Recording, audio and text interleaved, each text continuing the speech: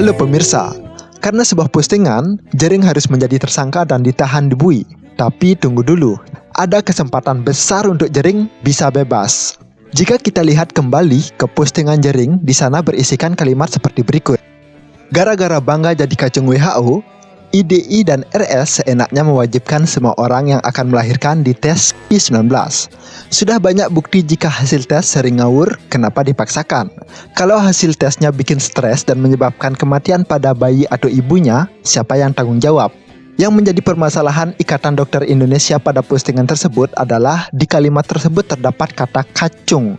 Yang jika kita search di Google, kacung artinya pesuruh atau pelayan, atau disebut juga jongos.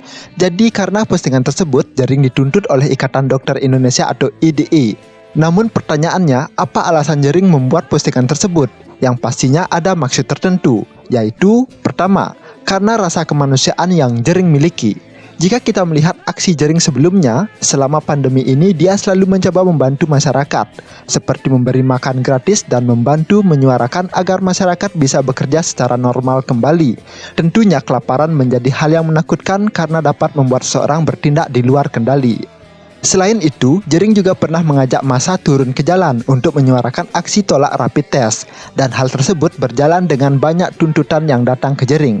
Seperti Jering harus bertanggung jawab atas aksinya tersebut, dan banyak lagi tuntutan yang datang, termasuk tuntutan dari kalangan atas. Setelah aksinya tersebut dan beberapa minggu kemudian, baru akhirnya postingan Jering dituntut oleh IDI karena tuntutan pencemaran nama baik lewat sebuah postingan dari Instagram. Namun jangan khawatir, ada kesempatan besar untuk Jering bisa bebas. Lah, kok kamu bisa bilang begitu? Harus ada bukti dong?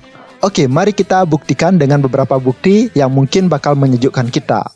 Yang pertama, Jering tidak jahat. Dia sedang beropini memberikan kritikan, di mana kritikan itu mewakili suara rakyat. Jadi, rakyat adalah penentu bagaimana Jering ke depannya. Presiden aja rakyat yang nentuin. Kedua, dokter dan Jering memiliki tujuan yang sama, yaitu membantu penanganan dan menolong banyak orang. Seperti halnya kutipan ini, Jering adalah pahlawan melawan IDI, sedangkan dokter banyak yang tumbang demi berjuang. Jadi mereka sama-sama membantu kasus ini. So, bagaimana kita bisa bilang ini suatu kejahatan? Ketiga, menjadi trending topik di Twitter. Karena menjadi trending topik di Twitter, berarti suara Jering memang membela rakyat dong? Setuju? Setuju ya? Apalagi isi petisi tersebut berisikan hashtag bebaskan Jering. Jadi dengan hashtag tersebut apalagi trending di Twitter, kemungkinan rakyat banyak yang tertolong oleh sesuatu apa yang Jering telah sampaikan. Keempat, keputusan Hotman Paris. Nah, yang ini paling menyejukkan bagi kita. Hotman Paris ingin IDI atau Ikatan Dokter Indonesia dan Jering berdamai. Karena menurut Hotman Paris, IDI dan Jering sama-sama membantu rakyat, sama-sama menolong kepentingan umum. Salam Pulau Bali, salam Pulau Bali kepada sahabat saya pengacara Gendo di Bali. Terkait klien Anda yang musisi, saya sarankan agar dicari jalur damai, agar rekan saya pengacara Gendo berusaha mencari upaya damai dengan pihak-pihak terkait, khususnya dengan pihak pelapor. Kita sama, tujuan kita semua sama adalah untuk menyelamatkan masyarakat dan diri kita. Jadi mari kita berdamai, mari kita berdamai. Ya Pak pengacara Gendo, sahabat Hotman Paris. Ya, salam Pulau Bali, I love you Bali. Mari kita berdamai-damai saja. Sebelumnya, perlu kalian ketahui, pengacara Jering yang bernama Gendo dan Hotman Paris pernah menjadi lawan di persidangan karena sebuah kasus dan itu berjalan sangat sengit banget. Apalagi awal-awalnya ketika Jering mengajak massa turun ke jalan untuk menolak rapid test, Hotman Paris pernah memposting penegak hukum harus bertindak tegas dengan tindakan tersebut. Namun kali ini Tuhan masih bersama Jering, dan Hotman Paris yang selaku pengacara nomor 1 di Indonesia telah memberi Jering celah untuk bisa berdamai dengan IDI atau Ikatan Dokter Indonesia. Dan yang kelima, berkat Tuhan. Berkat perlindungan Tuhan, kita harus sadari Jering masih bersama Tuhan dan masih memiliki doa yang tulus dari kalian masyarakat. Kita harus berterima kasih kepada Tuhan. Nah, itulah 5 hal yang mungkin menjadi kesempatan untuk Jering bisa bebas. Sebelumnya, mari kita lihat apa saja isi dari Instagram Jering. Di search pencarian di Instagram, kalian bisa cari akun JRXSID. Yang ini ya.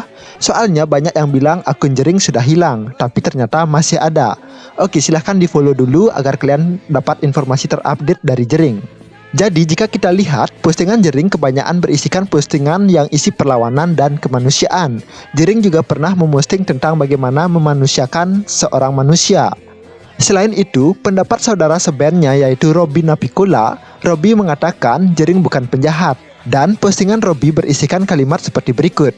Berbeda pendapat dan kebebasan berekspresi adalah suatu yang menjadi roh di iklim demokrasi.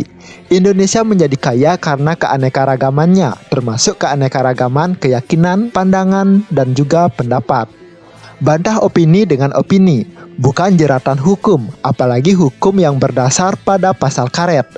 Saya ada banyak sekali perbedaan pendapat dengan Jering, tapi sangat tidak setuju jika dia ditahan atau dipenjara atas kritikannya, sepedas apapun. Jering mungkin gila, tapi dia tidak jahat. I love him as he is. So, jadi ingat pemirsa, kita harus berhati-hati memposting sesuatu. Semoga kedepannya kita bisa membuat karya original yang banyak bisa dinikmati oleh masyarakat. Dan menurut kasus permasalahan Jering ini, bagaimana dan apa tanggapan Bobby dan Eka yang sebagai saudara setimnya? Kita akan bahas di video selanjutnya, maka ingat untuk subscribe channel ini agar kalian mendapatkan informasi selanjutnya dari kita. So, see you!